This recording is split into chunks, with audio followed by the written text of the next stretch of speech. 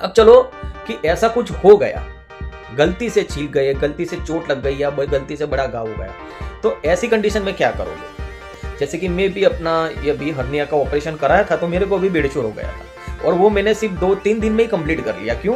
क्योंकि मैंने जो फर्स्ट वाला स्टेज था वही पकड़ के रखा, क्योंकि मैं समझता था कि मैं अभी बेड के ऊपर हूँ 1 महीने के लिए, तो मैं डेली अपने बॉडी को, मैं अभी भी टिल डेट, मैं 1 दिसंबर से लेकर आज हो गई 5 जनवरी, 1 महीना और 5 दिन में मैं अभी तक नहाया नहीं हूँ। मैं डेली अपने बॉडी के ऊपर स्पंज करता हूँ।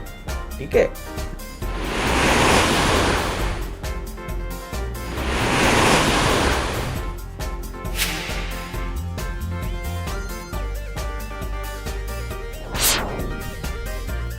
हाय फ्रेंड्स, मैं हूं भावेश परमार। आप ही की तरह एक एससीआई पेशेंट हूं और आप सभी मेरे एससीआई भाइयों का मेरे यूट्यूब चैनल के ऊपर स्वागत करता हूं। फ्रेंड्स, मैं जितने भी अपने एक्सरसाइज के वीडियो यहां पर मेरे चैनल के ऊपर रखता हूं वो मेरे थेरापिस्ट के गाइडेंस के हिसाब से ही रखता हूं और मैं अपने सभी ऐसे भाइयों को भी वही खास गुजारिश करता हूं कि आप भी एक बार वो एक्सरसाइज करने से पहले अपने फिजियोथेरापिस्ट का कंसल्ट जरूर करें। हेलो फ्रेंड्स, पिछले अभी हमने वीडियो में स्पाइनल कोड इंजरी से रिलेटेड एक बेसिक टर्मिनोलॉजी बताया। अब तक हम काफ़ी एक्सरसाइज के वीडियो भी डाल चुके हैं, उसी के साथ साथ ही रिकवरी के भी वीडियो डालते रहते हैं, यूरिन स्टूल से रिलेटेड भी वीडियो डालते रहते हैं। लेकिन काफ़ी टाइम से हमारे ऐसे भी दोस्त थे जो ये इंजरी के साथ पिछले 5-10 साल से, 15 साल से, कोई 20 साल से, एक तो अभी कल हमारे एक ऐसे दोस्त का कॉल आया जो 45 साल से इंजरी के साथ जी रहे हैं और अब तक उनको काफ़ी बार बेडसोर हो चुके हैं। कई बार होता है तो इतनी हद तक हो जाता है कि वो इतना परेशान हो जाते हैं कि उनको प्लास्टिक सर्जरी भी करवानी पड़ी है 2 से 3 बार। तो आज का जो वीडियो है वो यही सब समस्याओं से लेकर मैं बनाने जा रहा हूँ। जो मेन टॉपिक है आज का हमारा वीडियो का वो है कि बेडशोर क्यों होता है और अगर हो गया तो उसको हम कैसे हल करेंगे। तो दोस्तों, जैसे कि मैं बताऊं आपको कि स्पाइनल कोड इंजरी जब होती है तो पेशेंट सबसे पहले तो बेड के ऊपर आ जाता है। ठीक है, क्योंकि उसका बॉडी पार्ट आधा या आधे से भी ज़्यादा पैरालाइज नहीं, लेकिन पैराप्लेजिया यानी सेंसलेस हो जाता है। ठीक है, अब ये कंडीशन में पेशेंट का मूवमेंट होना बहुत ही हो जाता है, क्योंकि पैरालिसिस है तो उसको इतना तो होता ही है महसूस कि उसको यूरिन हो रहा है या स्टूल हो रहा है, वो महसूस भी करेगा। जबकि पैराप्लेजिया वाले पेशेंट को तो सेंस भी नहीं है, तो उसको ये भी महसूस नहीं हो रहा है कि उसको नीचे गीला हो रहा है। ठीक है, क्योंकि सेंस नहीं है। तो ऐसी कंडीशन में पेशेंट को अगर यूरिन पास भी हो जाता है, लीक हो रहा है, तो काफ़ी टाइम तक वो ही कंडीशन के ऊपर, बेड के ऊपर पड़ा रहता है। ठीक है, तो ये बेडशोर होने का सबसे मेन पहला रीज़न तो ये है कि सेंस न होने की वजह से पेशेंट ज़्यादा वक्त तक यूरिन या स्टूल के साथ पड़ा रहता है बेड के ऊपर। तो ऐसी कंडीशन में उसकी जो स्किन का जो पिछला हिस्सा होता है वो ज़्यादा यूँ समझ लो कि सेंसिटिव हो जाता है और गीला नमी हो जाने की वजह से वहाँ के पार्ट का जो अपर पोर्शन होता है स्किन का वो धीरे धीरे निकलने लगता है। तो स्पाइनल कोड इंजर्ड पेशेंट में ये ध्यान रखना बहुत ज़रूरी है कि जब भी अगर वो स्पंज करते हैं डेली, नहाने जाते हैं तो नहाते वक्त, जब भी आप कपड़े चेंज करते हैं उस वक्त आपका फुल बॉडी आप चेक करो। ठीक है, और मैक्सिमम आपके अपर और लोअर बॉडी पार्ट तो आप चेक करते हो, लेकिन जो बॉडी का बीच का हिस्सा है, डिटेल में बात करें तो आपके जो जीनेटल पार्ट से आगे के और पीछे के, वेदर इट इज़ मेल और फीमेल, ठीक है, उसको ऊपर नीचे करके चेक करना है। आपके जीनेटल पार्ट्स मेल है तो पूरा ऊपर नीचे करके साइड में से, दोनों जांघ के बीच में से, पीछे हिप्स दोनों खोलकर, ठीक है, पूरा डीपली चेक करना है कि अंदर छोटी सी भी दरार या छोटा सा भी छील तो नहीं गया है। क्योंकि दूसरा बेड शोर होने का चांसेस ये होता है, रीज़न ये होता है कि spinal cord injured patient wheelchair के ऊपर नहीं आते हैं या व्हीलचेयर के ऊपर मोबिलिटी नहीं करते हैं, तब तक वो बेड के ऊपर इधर उधर खिसकते रहते हैं, करवटें भी लेते हैं। तो ऐसे टाइम के वक्त वो ज़्यादा से ज़्यादा उनका जो हिप्स का पार्ट है, नीचे नीचे का जो पार्ट होता है हिप्स का, वो ज़्यादा घर्षण होता है, ठीक है, फ्रिक्शन होता रहता है बेड के ऊपर चद्दर के साथ, या बेड से आप व्हीलचेयर में शिफ्ट होते हो तो उस वक्त आपको या बेड की किनारी लग सकती है या व्हीलचेयर का जो एक्सल का पार्ट होता है, हैंडल का पार्ट होता है, उसकी चोट लग सकती है, ठीक है। तो आपका जो नीचे वाला हिप्स का जो बटक्स का जो पोर्शन रहता है वो मैक्सिमम अफेक्टेड एरिया रहता है कि वहाँ पर ज़्यादा से ज़्यादा चोट लगने के चांसेस होते हैं, ठीक है। तो आप जब भी कोई भी मूवमेंट करते हैं, ठीक है, तो उस वक्त भी आपको बेड सोर हो जाने के यानी कि चोट लग जाने के चांसेस रहते हैं। तो उस वक्त भी आपको ध्यान में रखना है कि जब भी आपकी बेड मोबिलिटी हो, व्हीलचेयर मोबिलिटी हो, तब आप को कोई चोट ना लग जाए, क्योंकि उस वक्त भी आपको सेंस नहीं होने की वजह से वहाँ पे कुछ भी घिस गया, छिल गया या बड़ा घाव हो गया तो वो पता चलता नहीं है, ठीक है। तो उस वजह से भी आपको ये बेड शोर होते हैं। तीसरा बेड शोर होने के चांसेस ये है कि ज़्यादातर पेशेंट क्या है कि डेली बाथ नहीं करते, नहाते नहीं हैं, ठीक है। क्योंकि घर पे कोई ज़्यादा होम केयर या तो उनके घर वाले में कोई केयर करने वाले लोग नहीं होते हैं, या तो जो भी होते हैं कोई कमाने के लिए जाते हैं, छोटे बच्चे तो स्कूल पे जाएंगे, तो ऐसी कंडीशन में वो खुद नहाने तो नहीं जा सकते हैं। तो इस वजह से हाइजेनिक एटमॉस्फेयर न होगा तो वहाँ पे फंगल और बैक्टीरिया का प्रपोर्शन बढ़ता रहता है, और वो जितना वहाँ पे गंदगी बढ़ती है तो वहाँ पे मक्खियाँ भी बैठती है, तो फंगल इन्फेक्शन की वजह से वहाँ की स्किन ऑटोमेटिक उतरती रहती है, ठीक है। आप एक साइड पे लेटे रहते हो तो उस वजह से आपका जो हिप्स का पोर्शन है और दो जांग और आपके जीनेटल पार्ट्स के बीच का जो पोर्शन है ऐसे, तो वो सारे पोर्शन में गर्मी का प्रपोर्शन बढ़ता है, वहाँ के स्किन का पार्ट गर्म रहता है ज़्यादातर, और वहाँ पे पसीना आता है, ठीक है, गर्मियों का मौसम है तो वहाँ पे जो गर्मियों के मौसम में पसीना आता है और ठंड के मौसम में वहाँ की स्किन रुक्स हो जाती है, एकदम यूँ समझ लो कि ड्राई हो जाती है। तो उस वजह से स्किन में नमी न होने की वजह से भी वहाँ पे ये बेड शोर का प्रॉब्लम होता है, ठीक है। तो आप अगर हाइजेनिक एटमॉस्फेयर नहीं रखोगे, डेली नहाना धोना नहीं रखोगे, नहा धोते नहीं हो तो इवन स्पंज करना नहीं रखोगे तो भी आपको बेड शोर हो जाएंगे, ठीक है। तो ये सब चीज़ें हैं कि जिस वजह से हमको बेड शोर होते हैं, ये 3 चीज़ें मेन है, ठीक है। अब आपको बेड शोर हो भी गया, ठीक है, तो क्या आप कर सकते हो, उसका फर्स्ट एड क्या है। तो सबसे पहले यूं समझ लो कि हमारा स्पाइनल कोड इंजरी का जो लाइफ है वो संघर्ष भरा एक जीवन है, ठीक है, लेकिन उसको हमें कैसे भी करके एक्सेप्ट करना है। जब तक आप उसको एक्सेप्ट नहीं करोगे तो आपको बस ये परेशानी लगेंगी, तकलीफ लगेगी, लेकिन उसको अपनी रूटीन लाइफ में एक हिस्सा बनाओ, एक्सरसाइज को एक हिस्सा बनाओ, आपके बॉडी को साफ सुथरा रखने का एक हिस्सा बनाओ, ठीक है। तो मैं आपको बताऊंगा अभी कि आप अपने ये बेड शोर को कैसे हील कर सकते हो।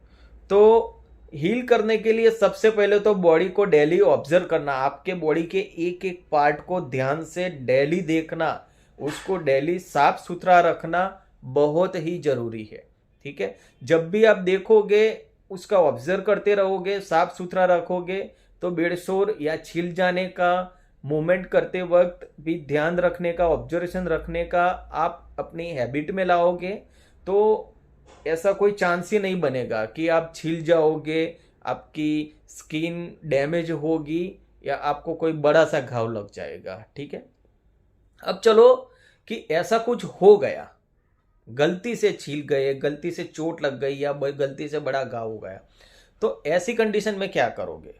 तो ऐसी कंडीशन में आप अगर घर पे उसको, अगर इनिशियल आपका हुआ है प्रॉब्लम, छोटा सा घाव है या छोटा सा छील गए है, जैसे कि मैं भी अपना ये भी हर्निया का ऑपरेशन कराया था, तो मेरे को भी बेड़चोर हो गया था और वो मैंने सिर्फ 2-3 दिन में ही कंप्लीट कर लिया। क्यों? क्योंकि मैंने जो फर्स्ट वाला स्टेज था वो ही पकड़ के रखा, क्योंकि मैं समझता था कि मैं अभी बेड के ऊपर हूँ 1 महीने के लिए, तो मैं डेली अपने बॉडी को, मैं अभी भी टिल डेट, मैं 1 से लेकर 1 दिसंबर से लेकर आज हो गई 5 जनवरी, 1 महीना और 5 दिन में मैं अभी तक नहाया नहीं हूँ। समझे? अभी तक मैं पिछले 1 महीने 5 दिन से नहीं नहाया। मैं डेली अपने बॉडी के ऊपर स्पंज करता हूँ। ठीक है, लोग मेरे को बहुत क्वेश्चन करते हैं कि सर आप तो 3 साल हो गए ये इंजरी में, आप कैसे अपने आप को रेडी रखते हो, आप में कितना रिकवरी आया आपने? अरे भैया, आप मेरी जगह आके बैठो और जरा सोचो, हम 3 साल हुआ है, लेकिन 3 साल में हम कैसे सर्वाइव कर रहे हैं वो हमको पता है।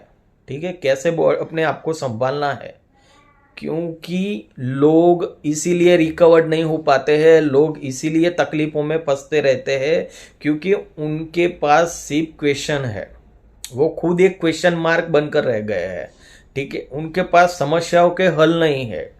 ठीक है, वो सिर्फ परेशानियां खड़ी करना जानते हैं, वो सिर्फ उनको तकलीफें दिखाई देती है, लेकिन उनसे कैसे जजूमना है, कैसे लड़ना है, वो बस नहीं है। तो उस वजह से ही ये सब होता है।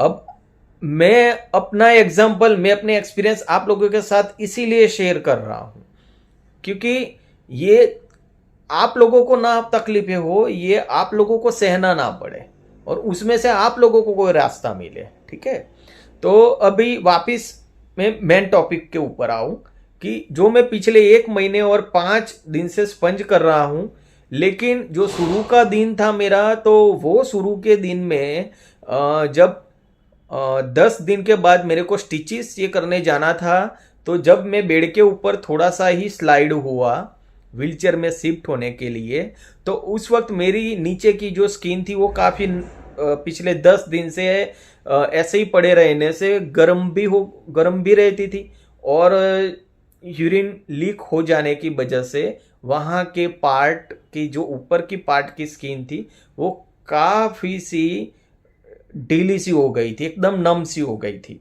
तो जैसे ही मैं स्लाइड हुआ तो मेरा नीचे के पार्ट में काफ़ी छिल गया।